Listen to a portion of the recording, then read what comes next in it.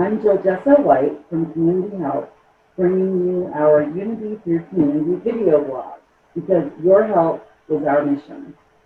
In this short segment with Jason Keicher, licensed mental health counselor at Community Health Rutland, we'll talk about steps to help a suicidal person. Hi Jason, thanks so much for being with us today. Thanks for having me back, Joe. I really appreciate it, and I really appreciate this opportunity.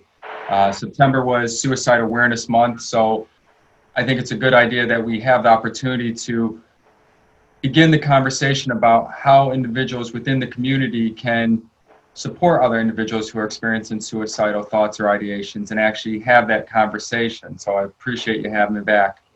Excellent. So let's just jump right in then.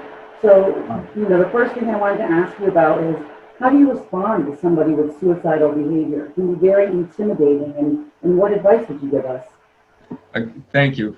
And I think you bring up a good point. When someone brings up suicidal thoughts, suicidal ideations, it can be very scary, very intimidating, and a lot of people have questions about how they should act. So the first and foremost thing that you want to do is you want to show you care. You want to show that you are there with the individual, that you care about them, that their life matters. And one way of doing that, well, there's a couple ways of doing that. One is you want to listen with your full attention. You're not listening with anything other than just trying to hear what the person's experiencing, trying to hear what's brought them to this place in their life so you can get an understanding. With that, you want to be supportive, non-judgmental. That's a big thing. We want to be supportive of the individual. We're not saying, we're supportive of the suicidal ideation, but we're supportive of the individual getting the help they need. That's a really good distinction. We're non-judgmental of them as well. And with this is where the hard part comes into play for some individuals. We're trying to remain positive, reassuring, but also we want to be honest and direct. So if someone comes to us and they're saying they have suicidal thoughts or suicidal ideations, it's okay to say, this concerns me. I care about you, and I might think you would benefit from further professional help. Being honest is when you're being honest, you're creating a nice, trusting relationship with the individual where they know they can trust you, they can come to you with the problems, and they can share this with you, and the support you're going to give is going to be unbiased, and it's going to be the support in their best interest. That's one thing you can do, so showing you care. The next thing would be asking about suicidal intent. There's some individuals who might say, oh, I just wish I was dead. And that raises a lot of red flags. So when you ask about suicidal intent and actually go a little further into that and ask, I hear you say you're wishing you were dead. That kind of concerns me. Do you have any intent? Do you have any plans? A person might really say, no, that's just a figure of speech. Another person might say, yeah, there were some thoughts I was having about this. That's where we want to pay more attention to, and that's where we want to proceed to the next step, which is getting help for the individual. Letting them know you're not alone in this. There is help. And that's where you can really also start to engage them in the conversation, asking them, who are the supports in your area? Who can you count on? Really making sure that they have people who can help lift them up. Really making sure that they have people in their life. And sometimes just asking that question, who can you count on for support, really challenges a person to think about it. And they find after they've thought about it that, wow, I do have more supports than I thought. And what's really interesting is they even find supports that they might not even thought about. They might be like, well, I really don't have anyone. And as they're talking about more and more, they'll be like, well, my neighbor so-and-so, he's always talked to me. So we start identifying, we start identifying supports, and at the same time, we're broadening that circle. We're giving the person more hope. So that's the big thing. Now, the other thing with this is, and this is kind of hard, making sure that the individual who's offering help recognizes their own limits. Because individuals within the community, there are some professionals, and then there are some, just individuals peer-to-peer.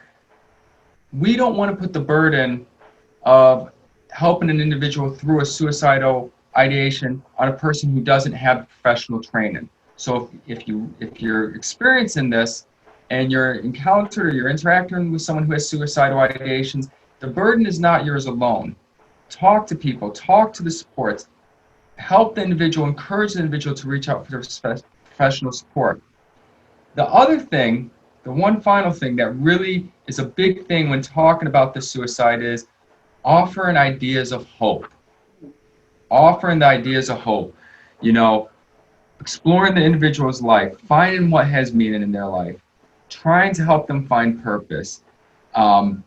Maybe exploring expectations the person had that contributed to their current feelings of suicidality, and exploring what happened with these expectations. Where did things go kind of sideways?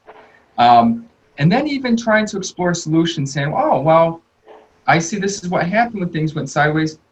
What if we tried things differently a little bit?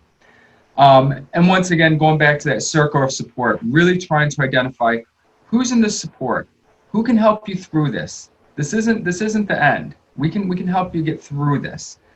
You know, someone took the initials of HOPE and they actually put something with it, and I thought it was really cool. And they said, you know, for HOPE, they identify it as having only positive expectations. So if you can really start to instill this in someone and really start to raise that person's hope, that person's going to be more likely to get the support they need, get the help they need. So these are the four pretty much basic steps to helping a person in the community: showing you care, asking about suicidal intent, getting help, and also offering ideas of hope. What I really like about that is, you know, the idea that there's something that we could do as individuals to help people. You know, it's, you know, but still within recognizing our limits and what those are. But, you know, like you said, when somebody mentions thoughts of suicide, I think it can just be very scary, and maybe, you know, people will feel like we're not qualified to be able to help. Yeah. But there is something, you know, that we can do. So I like that you really spelled that out. And then are there resources, you know, out there that, you know, for people as well, you know, for assistance? Absolutely. There's a lot of research within our community. There's the local mental health crisis line. There's the 1-800-273-TALK or 1-800-273-8255. You can use the crisis text line, which is text VT to 741-741. If there's imminent danger, 911, or take the individual to the ER. Now, these are just a few things. If a person is experiencing suicidal ideations, I want to put out these things to remember. A, you don't want to leave that suicidal person alone. B, you want to keep these individuals away from any means of lethality, meaning ropes, pills, knives, keeping those away. And really making sure that at the time you're not minimizing the problem and you're not arguing about whether suicide is right or wrong. What you're trying to do is really help the person get the support they need.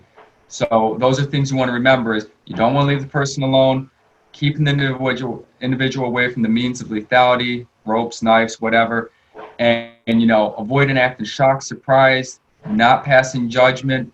Those are things you really want to do. Now, one other thing, this is kind of a area people struggle with. You don't want to also forcefully attempt to take anything away from the individual. I understand that's scary for people. They're saying, you know, this is happening. You need to call 911 if it's gotten to that point.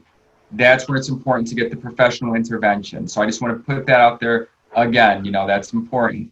These are things that really, like I said, people in the community can do. We're not powerless. Even if we're not professionals, we're not powerless. If we take these tips and we incorporate them in these conversations, we can really help to instill hope and help an individual get to a better place. That's great. I really appreciate that. And when I make sure I post this, I will put those resources right out front with the text line and the phone numbers that you gave, so they'll be right out, you know, right out in front. So that's great. Well, thank you very much for your time and insight today, Jason, and thank you to everybody else who's watching this episode of Community Health Video Blog. If you're interested in learning more about community health, then you can go and check us out on the website at CHCRR.org. Community Health, where your health is our mission. Thank you again, Jill.